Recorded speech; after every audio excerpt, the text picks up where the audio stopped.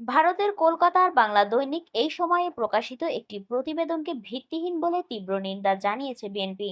সাক্ষাৎকারটি নিয়ে মির্জা ফখরুলের প্রতিক্রিয়ার পর বুধবার দলের সহদপ্তর সম্পাদক সাইফুল ইসলাম টিপু স্বাক্ষরিত দলের এক বিবৃতিতে এই কথা জানানো হয়।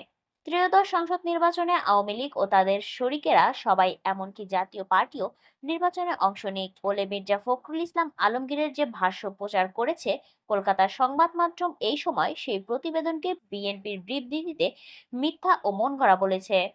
বিবৃতিতে আরো বলা হয়, সম্প্রতি বিএনপির মহাসচিব মির্জা ফখরুল ইসলাম আলমগীর ভারতের কলকাতার বাংলা দৈনিক পত্রিকা এই সময়কে সাক্ষাৎকার দিয়েছেন বলে একটি ভিত্তিহীন সংবাদ প্রকাশিত হচ্ছে। নির্বাচনে আওয়ামী লীগ ও জাতীয় পার্টিকে চান ফখরুল, এই শিরোনামে পত্রিকায় তারা একটি সাক্ষাৎকার প্রকাশ করে যা বরাবরই মিথ্যা ও মনগড়া। এই সময়ের সেই সাক্ষাৎকার এআই দিয়ে বানানো। মির্জা ফখরুল সাম্প্রতিক সময়ে বিএনপির মহাসচিব কোনো বিদেশি গণমাধ্যমে সাক্ষাৎকার দেননি বলেও জানিয়েছে বিএনপি। উদ্দেশ্য প্রণোদিতভাবে বিএনপি এবং দলের মহাসচিবের ভাবমূর্তি ক্ষুণ্ণ করার জন্য কল্পনাপ্রসূত সাক্ষাৎকারটি প্রচার করা হয়েছে বলে বিএনপির অভিযোগ রয়েছে।